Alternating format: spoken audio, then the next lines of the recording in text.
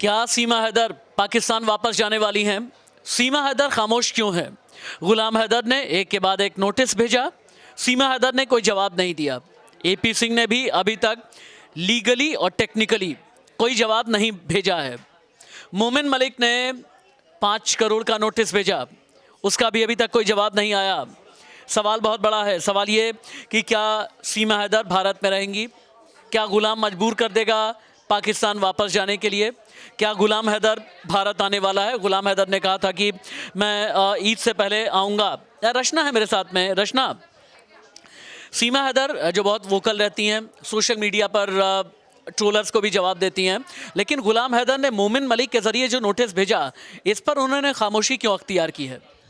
क्योंकि सीमा हैदर जानती हैं कि उन्हें कहाँ बोलना है, कहाँ नहीं बोलना है। जहाँ मुश्किलें बढ़ सकती हैं वहाँ चुप रहना उन्हें समझदारी भरा लगा होगा, लेकिन जहाँ वो जानती हैं, जहाँ वो चाहती हैं कि उनके फैंस हैं, उनके फॉलोअर्स हैं, जो उनकी हर प्रतिक्रिया का इंतज़ार करते हैं, उनके जीवन में क्या चल रहा है, क्या नहीं चल रहा है, वो बताने में बड़ी दिलचस्पी रखती हैं।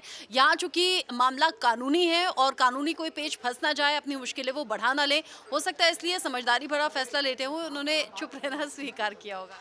लेकिन सीमा हैदर पर प्रेशर ये डाला जा रहा है कि भारत छोड़ करके जाएं। गुलाम हैदर को सीमा हैदर में क्या चीज़ ज़्यादा चुभ रही है? क्या बच्चों की कस्टडी या सीमा हैदर का सनातन धर्म को आत्मसात कर लेना?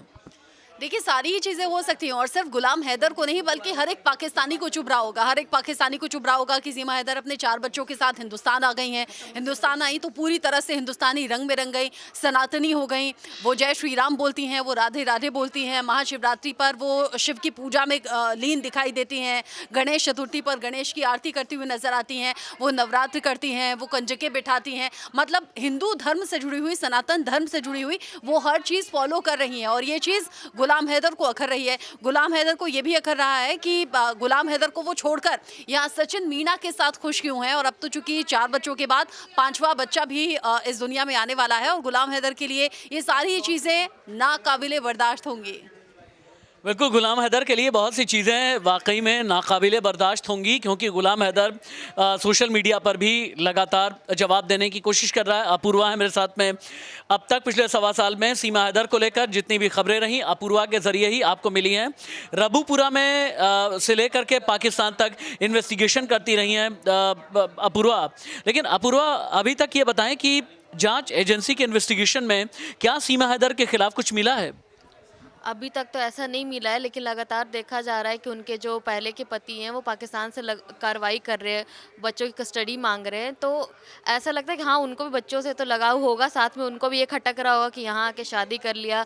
सनातन धर्म को क्यों बच्चों का ये लगाव या बीवी के साथ इमोशनल रिश्ता जब साथ में रहते हुए गुलाम को नहीं समझ में आया? हाँ, एग्जैक्टली वही तो कहा जाता है ना, चीज़ें जब साथ में होते हैं, पास होती है, तो उनकी अहमियत नहीं पता होती है। और उनको अब ये भी खटक रहा है क्योंकि यहाँ पे इंडिया और पाकिस्तान की भी एक तरह से देख सकते हैं बातें, तब उनको लग रहा है सनातन धर्म को अपना लिया, एक तरह से उनकी भी तौहीनी है, बच्चों को भी यहाँ रख लिया। तो अब इन सब चीज़ों को वापस लेने में उनकी भी एक सेल्फ रिस्पेक्ट की बात आ गई है। तो अब अड़े हुए हैं चीज़ों को लेके, अब कानूनी तौर पर वो लड़ रहे हैं अपने बच्चों को। हालांकि हिंदुस्तान का कानून, सवाल बहुत बड़ा यह है कि गुलाम हैदर को क्या हक देता है, क्या अधिकार देता है। उम्मीद ये की जा रही है कि बहुत जल्द सीमा हैदर एक बार फिर से पब्लिकली आकर के बहुत से सवालों का जवाब देंगी, कुछ ऐसे जवाब जिनके ज़रिए गुलाम हैदर की ज़बान भी हो जाएगी खामोश। नमस्ते।